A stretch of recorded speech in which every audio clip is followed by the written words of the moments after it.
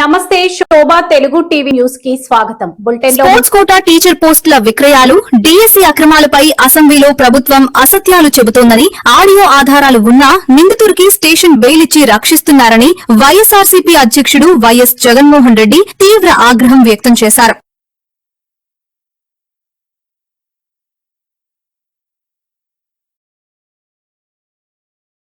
Sports quota పేరిట teacher పోస్టులు అమ్మకాలు బేరసారాలు చేసినట్టుగా ఆడియో వీడియో కాల్స్ బయటకు వచ్చినట్టుగా అసెంబ్లీలో ఇద్దరు అబ్బా కొడుకులు ఒప్పుకున్నారు. సార్ అట్లా కాదు సార్, అంటే ఎంత అవుతుంది సార్? వస్తే మాట్లాడదామండి. అంటే కలిసి మాట్లాడమంటారండి? ఏమో సార్, ఎంతనంటే నేను ఒకసారి మరి ఫిగర్ చెప్తే నేను ఒకసారి రెడీ చేసుకుంటాం సార్. మేము కూడా అందుకని అడుగుతున్నాం సార్. సార్ ఇది డిఎస్సీలో పోస్ట్ ఐడియా ఉంది. అవును సార్. మీరు వచ్చేసి మార్కెట్ ఇప్పుడు 15 లక్షలు అట్లా నడుస్తుంది. బాబాయ్ అంతంటే పెట్టలేమండి. ఏంటంటే డైరెక్ట్ గా పోస్టింగ్ ఇవ్వట్లేదు కదా. సరే అందుకన్నా మీరు వచ్చి మాట్లాడితే నెగోషియేషన్స్ చేద్దామంటే చేద్దాం. సరే. మరి క్లియర్ కట్ గా వీడియోలో బేరసారాలు చేస్తున్న వ్యక్తి ఫోన్ నెంబర్ అంత స్పష్టంగా కనపడుతుంది. పోలీసులకు ఆ నెంబర్ ద్వారా ఆ మనిషి ఎవరు అని చెప్పి కనుక్కోవడం ఎంతసేపు పని. కానీ పోలీసులు ఎఫ్ఐఆర్ రిపోర్ట్లు ఏమని రాసినారు? పేరు చోట ఎఫ్ఐఆర్ కాపీలో పేరు చూపకుండా కేవలం సస్పెక్టెడ్ రాస్తారు. అక్కడ నేమ్ దగ్గర అరెస్టులు కదా దేవుడు ఎరుగు. ఎఫ్ఐఆర్ నమోదు చేయడానికి ముందు సీనియర్ అధికారులతో ఎందుకు మాట్లాడాల్సి వచ్చింది? Reasons for delay, consulted with higher officials.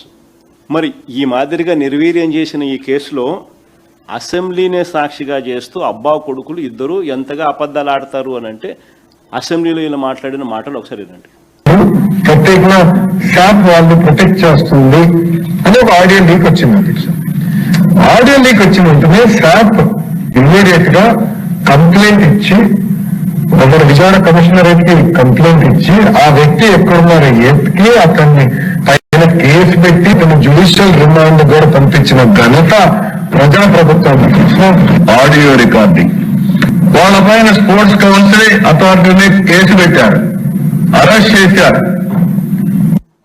Arrest పెడితే బెయిల్లో వచ్చారు. Crime and criminal tracking network and system central government guide లైన్స్లో 2009 నుంచి ఇది ఏ రాష్ట్ర ప్రభుత్వం అయినా కూడా ఇది ఇంప్లిమెంట్ చేయాలి. అంటే ప్రతి ఎఫ్ఐఆర్ ఆ దానికి సంబంధించిన మనిషికి ట్రాక్ చేసి crime and criminal tracking network and system CCTNS వీళ్ళు స్వయంగా దాంట్లో రాసినది ఏమని, యట్ టు బి అరెస్టెడ్. చూడండి ఒకసారి మీరే. మళ్ళీ అక్కడ కూడా పేరేం పేరు సస్పెక్ట్, మళ్ళీ పేరు రాయాల. పేరు రాస్తే మళ్ళీ ఎక్కడ ఏమేమి కదులుతాయో అని చెప్పి పేరు రాయాల. Suspect, address so and so, మళ్ళీ yet to be arrested status. Station bail ఇచ్చి పంపించినారు స్వామి. అరెస్ట్ కదా దేవుడు ఎరుగు. అబ్బా కొడుకులు ఇద్దరు అసెంబ్లీలో అంతగా అబద్ధాలు ఆడుతున్నారు. ఇది అరెస్ట్ చేసినట్టుగా, జైల్లో పెట్టినట్టుగా, మెజిస్ట్రేట్ ముందు జడ్జి ముందర పెట్టినట్టుగా, జడ్జి శిక్ష చేసినట్టుగా, వీళ్ళు జైల్లో పెట్టినట్టుగా, వీళ్ళు ఏదో చాలా సీరియస్గా తీసుకున్నట్టుగా, ఘనత చంద్రబాబు నాయుడు వెన్నుపోటు పార్టీ ఘనత అన్నట్టుగా వీళ్ళు బిల్డప్ ఇస్తున్నారు. స్టేషన్ బెయిల్ ఇచ్చి పంపించిన అరెస్ట్ చేయాల. ఇంత దారుణంగా అబద్ధాలు ఆడుతున్నారు, ఇంత దారుణంగా కేసు నిర్వీర్యం చేస్తున్నారు, ఇంత దారుణంగా కాపాడుతూ ఉన్నారు. డిఎస్సిలో జాబ్ ఇప్పిస్తారని తనను మోసం చేశారని కంప్లైంట్. ఒక డిఎస్సి అభ్యర్థికి స్పోర్ట్స్ కోటాలో పోస్ట్ ఇప్పిస్తామని 14.5 లక్షలు తీసుకున్నారు. డిఎస్సిలో పోస్ట్ కోసం రాధిక 14 లక్షల పైగా ఇచ్చినట్టు బ్యాంక్ స్టేట్మెంట్. ఎవరికి ఇచ్చినారో ఎవరికి ఇచ్చిందో కూడా క్లియర్ కట్గా ఆధారాలు. 14 లక్షలు కొన్ని కారణాల వల్ల ఇవ్వలేకపోయినాము, ఏపీ టూరిజంలో మరో ఉద్యోగం ఇస్తామంటూ మభ్యపెట్టారు.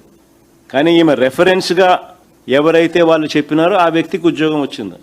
రెఫరెన్స్గా మరో వ్యక్తికి కూడా ఇలాగే చేస్తున్నామని చెప్పి వీళ్ళు చెప్పి ఈమె దగ్గర నుంచి డబ్బులు కూడా తీసుకున్నారు. ఆ వ్యక్తికి ఉద్యోగం వచ్చింది. కానీ ఈ అమ్మాయికి పోస్ట్ రాలేదు. గట్టిగా అడిగితే ఏపీ టూరిజంలో మరో ఉద్యోగం ఇస్తామంటూ మభ్యపెట్టారు. తనకు అన్యాయం జరిగిందని ఆ అమ్మాయి పోలీసులకు ఫిర్యాదు చేసింది. ఆ అమ్మాయి పోలీసులకు ఫిర్యాదు చేస్తే పోలీసులు ఎఫ్ఐఆర్లో డిఎస్సి పోస్ట్ కోసం బేరసారాలు చేశారని రాయకుండా టూరిజం పోస్ట్ కోసం నా పేరు రాధిక, మాది ఒంగోలు మండలం. నేను ఏపీ మెగా డిఎస్సి లో జాబ్ ఇప్పిస్తారని నన్ను మోసం చేయడం జరిగింది. వాళ్ళ పేరు మేడికొండ నాగజ్యోతి, అద్దంకి మండలం, శంకరాపురం గ్రామం. ఇంకొక పర్సన్ వచ్చి వాళ్ళ నాన్న ఫ్రెండ్ కొడుకని పరిచయం చేసింది. అతను సైబర్ సెక్యూరిటీలో పోలీస్ ఆఫీసర్ గా చేసి వాళ్ళ ఫాదర్ హెల్త్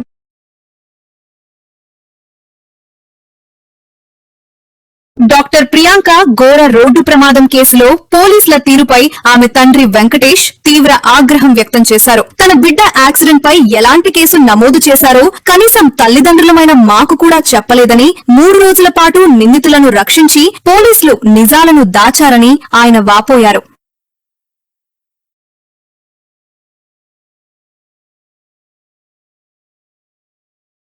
రోజు 2 రోజులు రాత్రికి రాత్రి బయలుదేరి వస్తే 2 రోజులు అక్కడే హాస్పిటల్లో ట్రీట్మెంట్ ఇచ్చారు.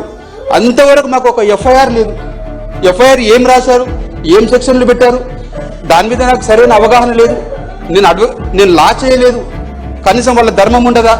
అవునండి, మీ అమ్మాయికి ఇలా యాక్సిడెంట్ అయింది, ఇలా కేసు కట్టామని చెప్పొచ్చు కదా. అది ఇన్ఫర్మేషన్ లేదు. చివరికి బతకదని చెప్తే హైదరాబాద్ కిమ్స్కి తీసుకెళ్ళాం. అక్కడికి వెళ్ళిన తర్వాత కూడా మేము ఫోన్ చేస్తే ఈ సిఐ గారు, ఇప్పుడుండే సిఐ గారు బాజీలాల్ గారు అంట, ఆయన ఫోన్ చేస్తే లిఫ్ట్ చేయలేదు. లిఫ్ట్ కూడా చేయకుండా మాకు కన్న తల్లి తండ్రులం మేము, మాకే ఇన్ఫర్మేషన్ లేకుంటే ఎలాగండి? ఏం చేస్తున్నట్టు, ఏం కేసులు కడుతున్నట్టు? అసలు మాది లోకల్ కాదు ఇక్కడ. మరి ఇక్కడ ఎవరు కాపాడుతున్నారో వాళ్ళని 3 రోజుల వరకు ఈ కేసు గురించి ఏం సమాచారం ఇవ్వరా? ఎవరికి సమాజాన్ని కూడా తెలియనియరా? ఏం చేయాలనుకున్నారు? ఈ కేసుని అల్లే కప్పిపెట్టాలనుకున్నారా? మరి ఎవరి ప్రోద్బలం లేకపోతే మరి ఇలా ఎందుకు జరుగుతుంది?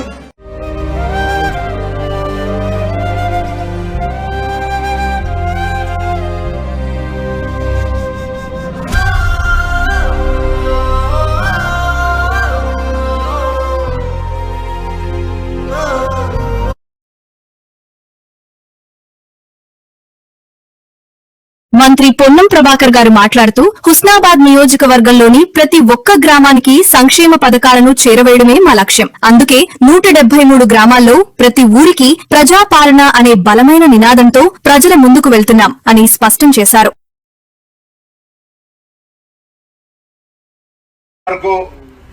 మీ అందరి ఆశీర్వచనంతో ప్రజాపాలన ప్రభుత్వ అధికారంలోకి వచ్చిన తర్వాత జరిగినటువంటి కార్యక్రమాలు, ఇంకా జరగాల్సిన కార్యక్రమాలు మీ ద్వారా మరి వాటిని అన్నింటినీ కూడా సమీక్షించుకొని ఏ విధంగా ఇంకా గ్రామాభివృద్ధి చేయాలి, తద్వారా మండలాభివృద్ధి, నియోజకాభివృద్ధి చేయాలనే ఉద్దేశంతో పల్లెపల్లెకు ప్రజాపాలన, పల్లెపల్లెకు పొన్నమన్న పేరు మీద నియోజకవర్గంలో ఉన్నటువంటి 173 గ్రామాలను తిరిగే విధంగా కార్యాచరణ చేసుకున్నాం. ఈరోజు వేదిక మీద అన్ని రకాల డిపార్ట్మెంట్ అధికారులను మీ గ్రామానికి సంబంధించినటువంటి ఏమైనా ప్రజా సమస్యలు, ఉదాహరణకు ఇప్పుడు గుంటూరుపల్లె నుంచి మీ కేశవాపూర్ దాకా ఒక రోడ్ శాంక్షన్ అయింది. కేశవాపూర్ నుంచి అది 3.5 కోట్ల రూపాయలతో శాంక్షన్ అయింది. కేశవాపూర్ నుంచి మీకు అంబాలకు, కేశవాపూర్ నుంచి పెంబర్తికి, అదేవిధంగా కేశవాపూర్ లోపల కూడా కొన్ని రోడ్లు కావాల్సిన అవసరం ఉంది. తప్పకుండా వాటితో పాటుగా ఇంకా శివాలయం అభివృద్ధి కావచ్చు, లేదా ఇతరత్ర గ్రామానికి సంబంధించినటువంటి కార్యక్రమాలు ఉండొచ్చు. వాటన్నిటినీ వరుస క్రమం లోపల నిధుల అందుబాటుతోటి వాటిని చేసే విధంగా కార్యాచరణ తీసుకుంటామనే మాట మనం ఈ సందర్భంగా చేస్తా ఉన్నాం. ఇది కాక ఈరోజు ప్రజాపాలన ప్రభుత్వ అధికారంలోకి వచ్చిన మీ అందరికీ తెలుసు, 200 యూనిట్ల ఉచిత విద్యుత్తో పాటుగా ఉచిత బస్సు ప్రయాణము, అదేవిధంగా చాలా కాలంగా నేను ఎవరు విమర్శించదలుచుకోలే, కానీ గతంలో కాంగ్రెస్ పార్టీ ఉన్ననాడు అధికారంలో రాజశేఖర రెడ్డి గారి హయాంలో ఇందిరమ్మలు ఇస్తే దాని తర్వాత 10 సంవత్సరాల లోపల ఎన్ని లక్షలో మనం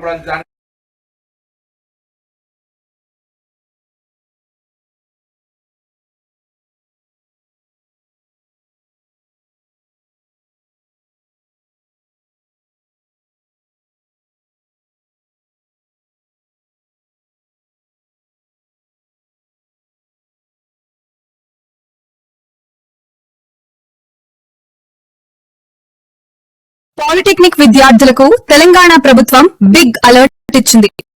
ఈసీఈటీ ద్వారా బీటెక్ ద్వితీయ సంవత్సరంలో లాటరల్ ఎంట్రీ ప్రవేశాల విధానంలో ఎలాంటి మార్పులు లేవని, పాత పద్ధతిలోనే సీట్ల భర్తీ కొనసాగుతుందని రాష్ట్ర కార్మిక, ఉపాధి, శిక్షణ శాఖ మంత్రి డాక్టర్ జి. వివేక్ వెంకటస్వామి స్పష్టం చేశారు. వారు కూడా మిస్గైడ్ కొందరు పొలిటికల్ పార్టీస్ వారికి చేయడము, మీకు ఏదైతే పాలిటెక్నికల్ స్టూడెంట్స్కి వారికి సెకండ్ ఇయర్ ఎగ్జామ్స్ తర్వాత వారు మళ్ళీ ఇంజనీరింగ్ కోర్సులో సెకండ్ ఇయర్ ఎగ్జామ్స్కి వెళ్ళొచ్చు, ఆ ఎగ్జామ్స్ కూడా తీసేస్తారని చెప్పి వారికి స్టూడెంట్స్కి మిస్గైడ్ చేయడం జరిగింది. కానీ వారందరికీ కూడా మేము మళ్ళీ ఒకసారి మా ఏదైతే కరెంట్ ప్రపోజల్ ఉందో ఈ చేంజ్ ఎక్కడ కూడా లేదు, దిస్ విల్ కంటిన్యూ అన్నమాట.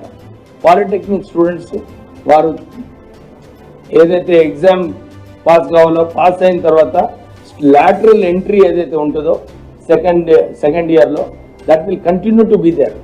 సో విద్యార్థులు ఏదైతే అనుకుంటున్నారో మాకు ఆపర్చునిటీ పోతుంది, మాకు ఈ ఇంజనీరింగ్ కాలేజ్లో సెకండ్ ఇయర్ వెళ్ళటానికి ఆపర్చునిటీ పోతుందో ఎక్కడ కూడా చేంజ్ ఉండదు, క్లారిటీ ఆ ఎగ్జామ్స్ కంటిన్యూ అవుతుంది. వారు definitely opportunity to go to second year will always be there. So మేము విద్యార్థులకు అందరికీ కూడా భరోసా ఇస్తున్నాము, ఎక్కడ కూడా వారికి ఈ చేంజ్ ఉండదు. వారు ఎగ్జామ్స్లో పార్టిసిపేట్ చేసి పాస్ అయిన తర్వాత సెకండ్ ఇయర్ ఇంజనీరింగ్లో మీరు భర్తీ కావడానికి అది ఆ రూల్ కంటిన్యూ అవుతుంది. సో మేము మళ్ళీ ఒకసారి స్టూడెంట్స్ అందరికీ కూడా రిక్వెస్ట్ చేస్తున్నాము, మీరు భయపడేది ఏం అవసరం లేదు. ESAT exam will continue, lateral entry will always be there.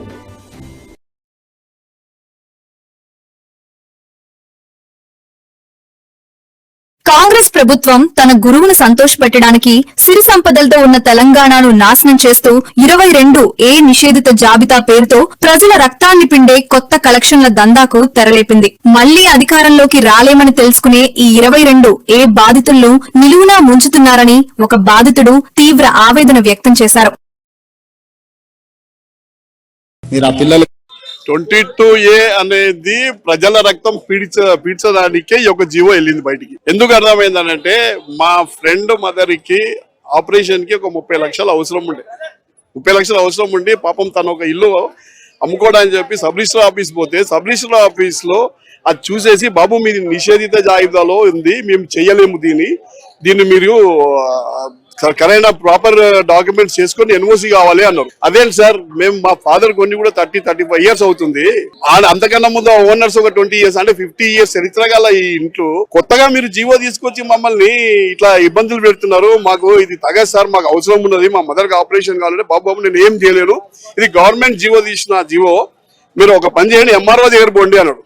MRO దగ్గరికి పోతే తను ఏమంటాడు ఆర్డీఓ దగ్గర పోండి, ఆర్డీఓ దగ్గర పోతే జేసీ దగ్గర పోతే కలెక్టర్ దగ్గర పోండి. ఇంత మంది దగ్గర తిరగాల ఇది మేము తీసుకున్నది అంటే ఇది మాకు శాపమా? అంటే ఇది ప్రజలకు శాపమే కదా, ఎందుకు తిరగాలి, దేనికి తిరగాలి, మా అవసరం ఏముంది? మేము మల్కాజ్గిరి వాస్తవంలో నిన్ను ఒక ఎంపీగా గెలిపించి ఈ రోజు సీఎం గా చేసినందుకు మాకు ఇచ్చిన బహుమతి నువ్వు ఇది 22A జాబితా మాకు ఇచ్చిన బహుమతియా? ఇదేనా నువ్వు చేసింది రేవంత్ రెడ్డి? గతంలో హైడ్రా అన్నారు, ఆ ప్రాంతం అంతా కొంత భయాందోళన గురైంది, రియల్ ఎస్టేట్ కొంత పడిపోయినటువంటి. ఇప్పుడు 22A అంటున్నారు, తర్వాత మూసి అన్నారు.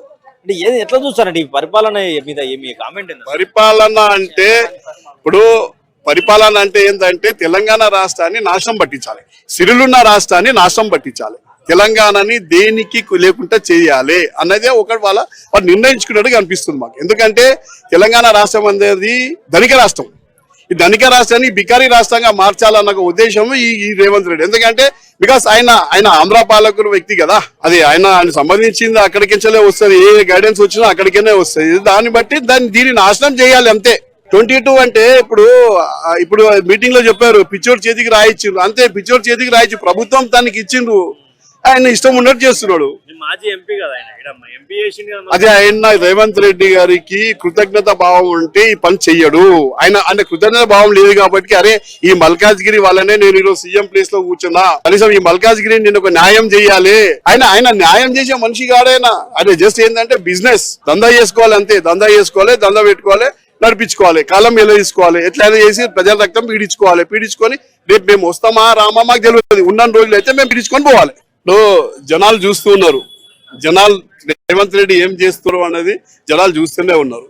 అటు హైడ్రా అని చెప్పేసి చాలా మంది ఆ రోజైతే మేము చాలా బాధ. హైడ్రా అంటే ఎట్లా అంటే పాపము గృహప్రవేశం చేసుకుంటున్నారండి, ఇల్లు కట్టుకొని గృహప్రవేశం చేసుకుంటే అర్ధనార్థంగా అందరిని బయటికి నేర్చి ఇల్లు కూల్చేస్తారు. ఇది ఎంత దుర్మార్గం ఇది. అది సౌరపాల పాలన. అది ప్రజలకు మేలు చేస్తున్నావా?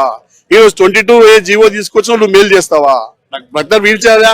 ఇప్పుడు వాడు ఎన్ఓసి దేవాలని అనుకుంటే ఇది ఏంది? కేవలము అఫీషియల్ జోబులు నింపాలి, అఫీషియల్ దగ్గరికి వెళ్ళి మా దగ్గరికి రావాలి.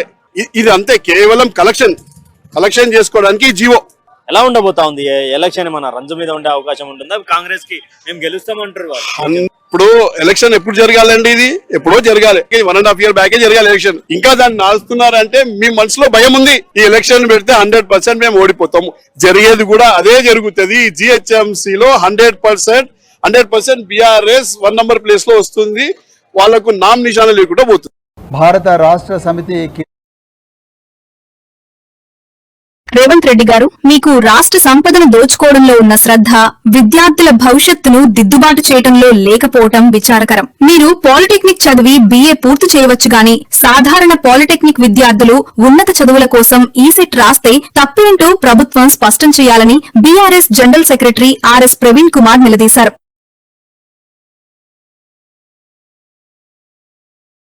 మీరు ఆ పిల్లలకి అప్లికేషన్ ఇచ్చి వాని ఉద్యోగం కోసం అప్లికేషన్ ఫిలప్ చేయమని, ప్లెయిన్ పేపర్ ఇచ్చి ఒక జాబ్ కోసం అప్లికేషన్ ఫిలప్ చేయమని.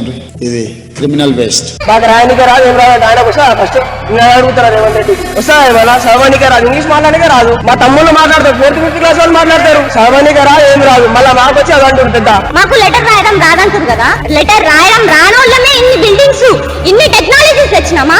సరే మీరు అన్నట్టు అన్నాం, అందరు ఇంజనీర్ స్టూడెంట్స్ మీ కళ్ళ మీద కూర్చుంటాం, అప్లికేషన్స్ రాస్తాం. మీరు రాస్తారా? తెలుగులో సబ్జెక్ట్ రాయండి సార్, మేము ఇచ్చేవాడు తెలుగులో రాసి చూపేయండి. మీకేం రైట్స్ ఉన్నాయి సార్ మాకు రావు అనడానికి? వచ్చి చూడండి సార్, ఉన్నదాన్ని ఇంప్రూవ్ చేయండి, లేనిది తెచ్చి మాకు పెట్టకుండా తలకాయ నొప్పులు. ఇప్పటికే మేము శక్తి స్కీమ్ అంటారు, మాకు హెడ్ఏక్ వస్తుంది దాని గురించి తలుచుకుంటే. అలా ఏం యూజ్ ఉంది? ఒక్క మాట నాకు చెప్పండి, అలా ఏం యూజ్ ఉంది? మళ్ళీ IT స్టూడెంట్స్ లెక్క మేము ఫస్ట్ నుంచి చేయాలి కదా? మీకు అంతగానం మా ఎస్బిడెడ్ స్టూడెంట్ అంటే డిప్లొమా స్టూడెంట్స్ ని ఇంప్రూవ్ చేయాలంటే ఫస్ట్ ఫీ రీయింబర్స్మెంట్ ఇవ్వండి సార్. నాకు ఇవ్వలేదు సార్, మీరు ఎవరికి ఇవ్వలేరు, ఒక్కరికి రాలేదు. అది ఇచ్చి చూపించండి మీకు అంతగానం ఇంప్రూవ్ చేయాలని ఉంటే. లేనిది తెచ్చి శక్తి స్కీము దీన్ని మీరు ఫస్ట్ నుంచి చదువుకుంటూ రావాలంటే చదువుతారు సార్. ఆల్రెడీ మేము స్కిల్స్ నేర్చుకున్నామా లేదా సార్? భారత రాష్ట్ర సమితి కేంద్ర కార్యాలయం మా వర్కింగ్ ప్రెసిడెంట్ KTR గారు చెప్పినట్టుగా, deputy floor leader Harish Rao గారు చెప్పినట్టుగా జనతా గ్యారేజ్గా మారింది. అంటే ఎవరికి బాధలున్నా ఆ బాధలు చెప్పుకోవడానికి, ఎవరికి ఎంత నొప్పి ఉన్నా కూడా ఆ నొప్పికి ఉపశమనం కలిగించడానికి ఈ భారత రాష్ట్ర సమితి కేంద్ర కార్యాలయం ఈరోజు మారింది. ఈరోజు రాష్ట్ర విద్యాశాఖ మంత్రి రేవంత్ రెడ్డి గారు, రాష్ట్ర ముఖ్యమంత్రి రేవంత్ రెడ్డి గారు, అయ్యా రేవంత్ రెడ్డి గారు, మీ విద్యాశాఖలో ఉండే పాలిటెక్నిక్ కళాశాలల వేలాది మంది విద్యార్థులు ఇలా తెలంగాణ వ్యాప్తంగా రోడ్డెక్కి వాళ్ళ భవిష్యత్తు గురించి హాహాకారాలు చేస్తుంటే మీరు మాత్రం కుటుంబ సమేతంగా ఢిల్లీ పోయి, ఢిల్లీ నుంచి లండన్లో పెళ్ళిళ్ళకు పోయి, అక్కడి నుంచి మంచిగా హాయిగా కొన్ని రోజులు సరదాగా గడపడం కోసం మరి అమెరికా పోయారు. ఇక్కడనేమో మీకు ఓట్లేసిన తల్లిదండ్రుల గర్భాన పుట్టిన బిడ్డలు, తెలంగాణ ముద్దు బిడ్డలు, పేదింటి బిడ్డలు ఇవాళ రోడ్ల మీద హాహాకారాలు చేస్తూ ఉన్నారు. మీ ఆదేశాల మేరకు మీ కిందనే పనిచేస్తున్న 1,00,000 మంది పోలీసులు నిన్న ఈ బిడ్డలందరి మీద కూడా ఘోరంగా దౌర్జన్యాలు చేశారు. ఎంత ఘోరమయ్యా అంటే మహబూబాబాద్లో జాటోత్ రాజేష్ అనే పిల్లవాడి గొంతు బట్టి గట్టిగా పిసికాడు రఘుపతి రెడ్డి అనే ఒక పోలీస్ ఇన్స్పెక్టర్. నేను ఇలా డీజీపీ తెలంగాణ డిమాండ్ చేస్తున్నా, అయ్యా డీజీపీ గారు, మీరు పీపుల్ ఫ్రెండ్లీ పోలీసింగ్ అంటున్నారు కదా,